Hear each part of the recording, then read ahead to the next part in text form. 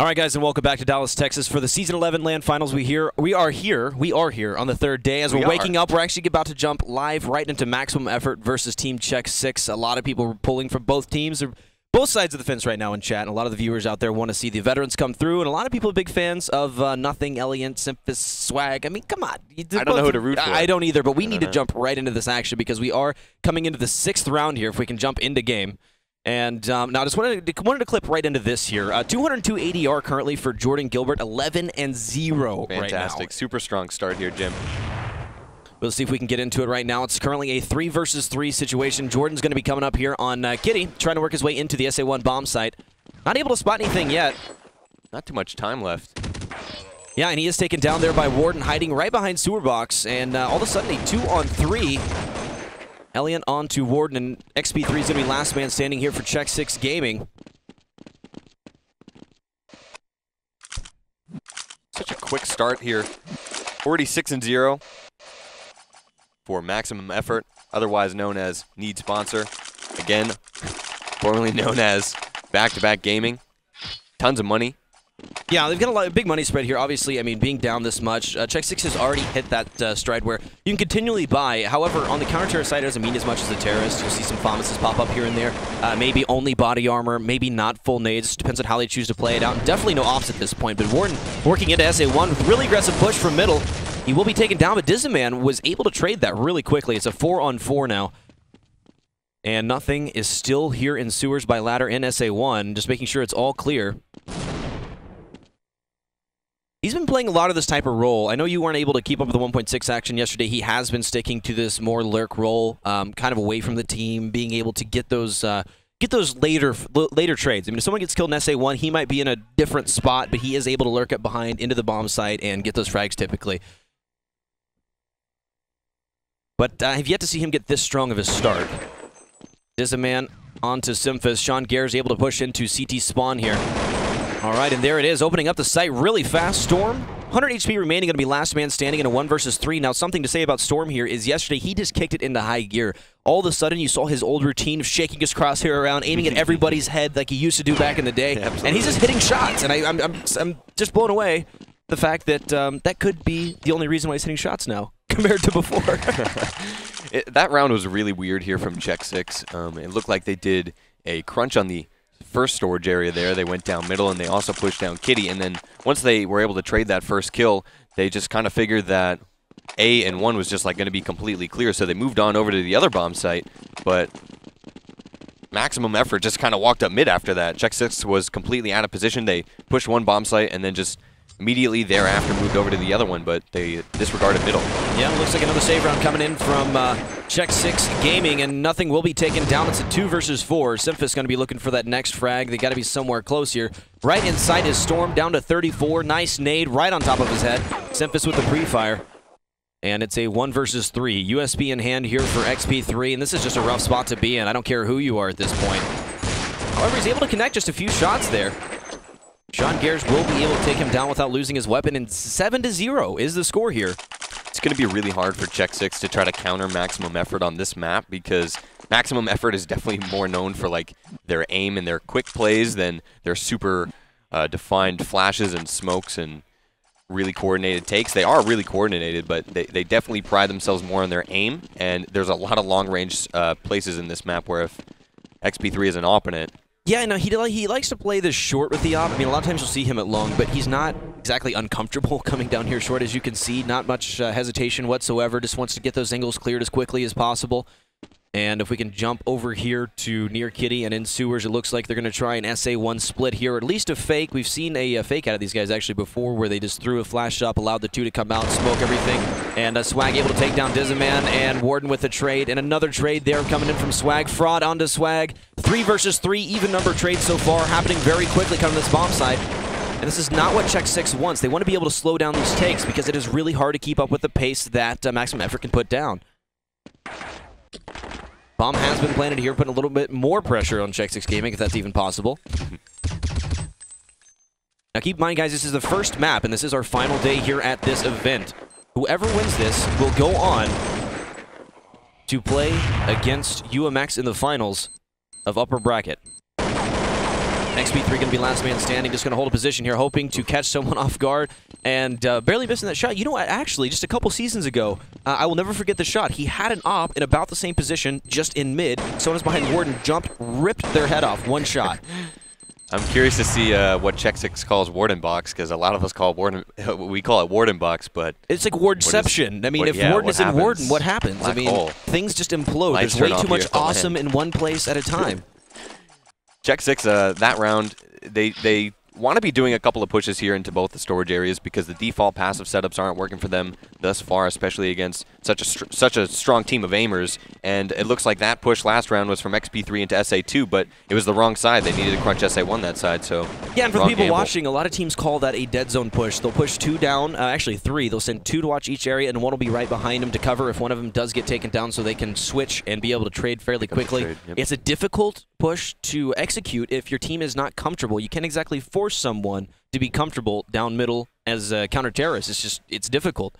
But if you're just now joining in, the score is now 9-0 in favor of Team Maximum Effort. Formerly Back-to-Back Gaming, formerly needs sponsor. Recently adding Jordan Gilbert, nothing to their roster. XP3 able to take down Sean Gares. See if we can find him here. He's a more comfortable spot over here in SA2, spotting down long. Storm going to be covering his short here. Elliot just waiting for the flank, and Simphus going to be coming in trying to take down XP3 and kind of caught off out of position there. Simphus taking down 2 members of Check 6 with 7 HP remaining.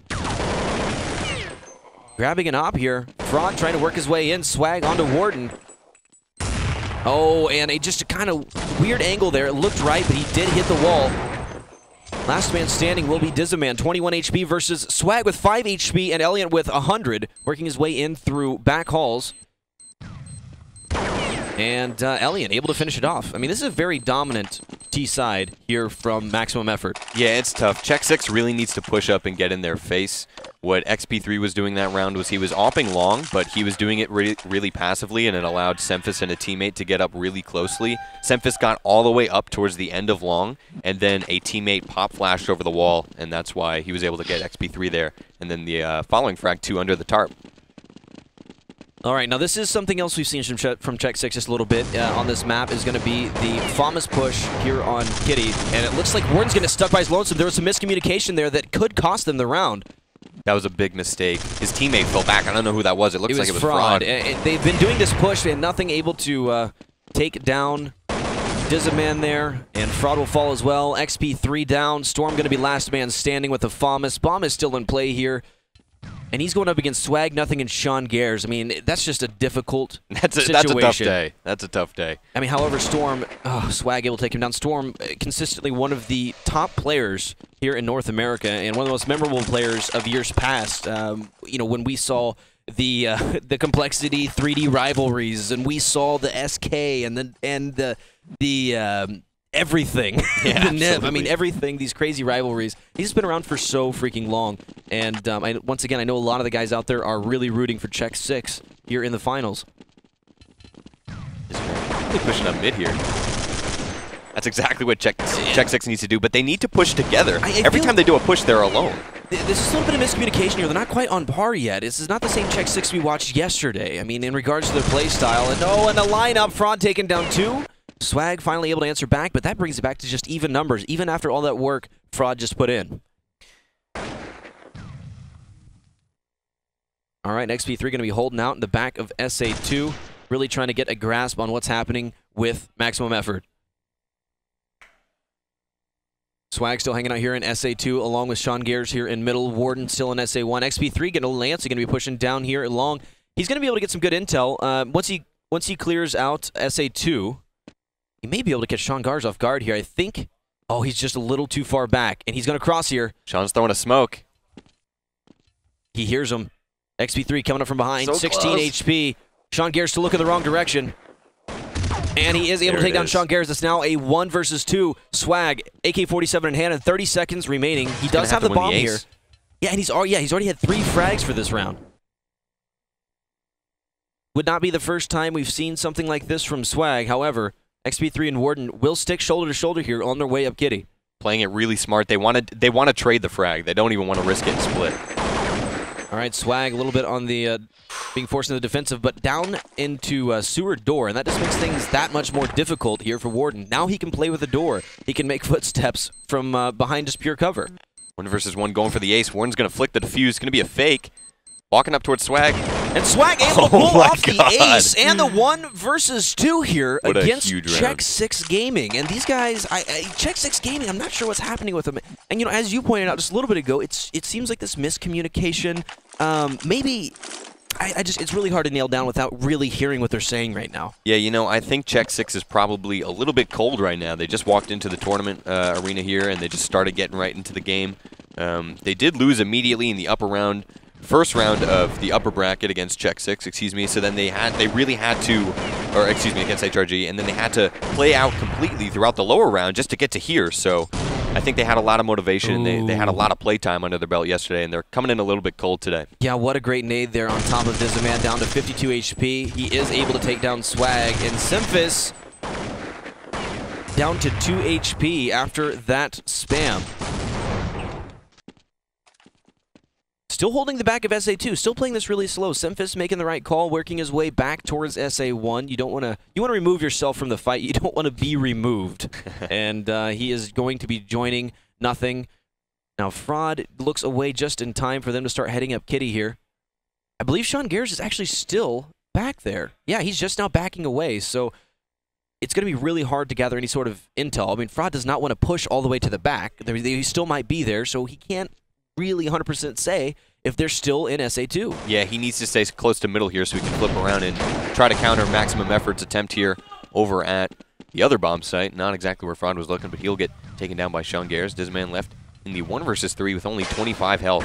Yeah, and roughly 37 flashes going off inside of SA1. Dizaman trying to work his way through the smoke. He knows where the bomber is. Will he be able to see through the smoke? And they're staring right at each other. Sean Garris spots him with a scope.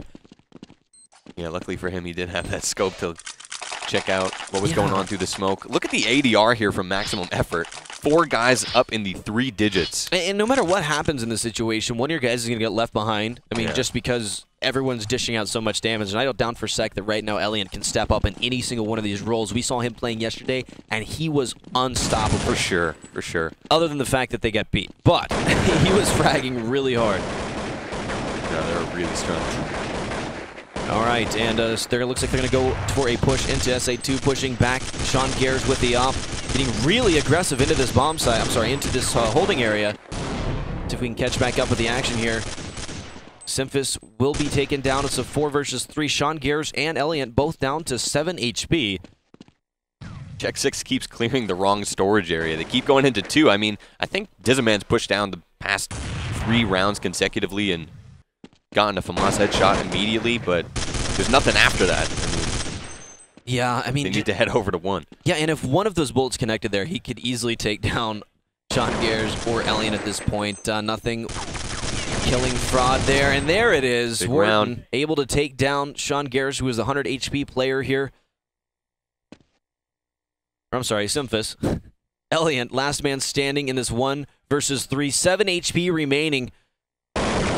And he will be found here in SA2.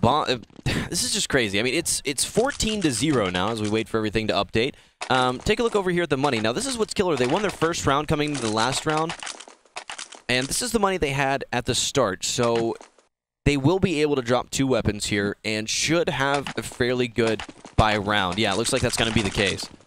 Yep, Check 6 finally able to put up a round for themselves on the board. They really need to win this one, too, if they want to have any shot over on... And this is a half dead zone push, which works if they haven't been working from mid, but they have been, and there it is.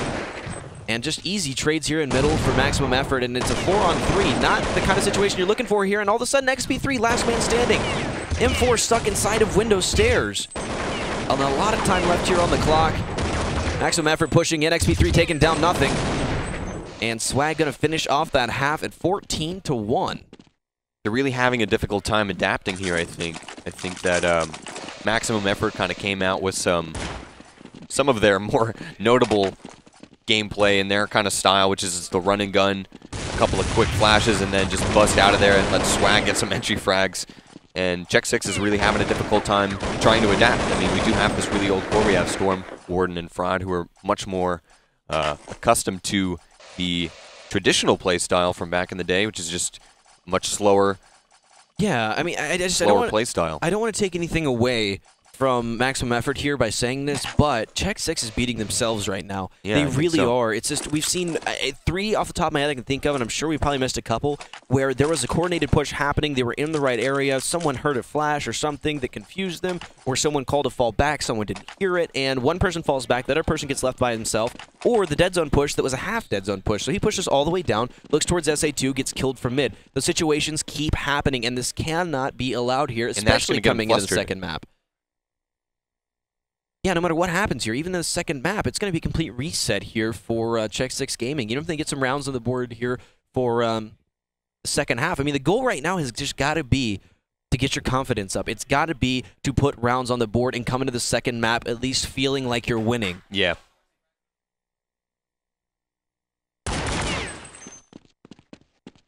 All right, and XP3 still here in this, waiting for coming into the second half. I think he's about the only one sitting down right now, so we're waiting on that to happen. They're taking a quick break, trying to regather themselves. And by the way, yeah, go ahead and put up schedule here. But before you do, I want to show something off. This right here. This is why they are all here right now. Well, other than $10,000 for first place. And don't forget, second place, $4,000. I mean, how can you say that one round, one miscommunication can cost you $6 grand as a team? It's a huge gap, man. Yeah. No team here wants to come in second, that's for sure.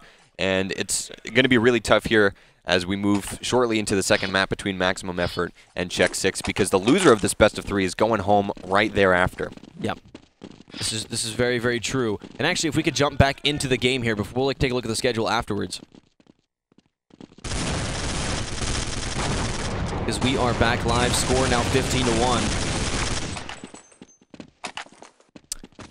And that's going to make the that's it. First map here completely over at 16-1 for Maximum Effort. Now we can take a look at the schedule, and we'll just kind of talk about what's happened today, and then we'll kind of recap what we saw there. If you're just joining us, we will be going into the second map between these two teams.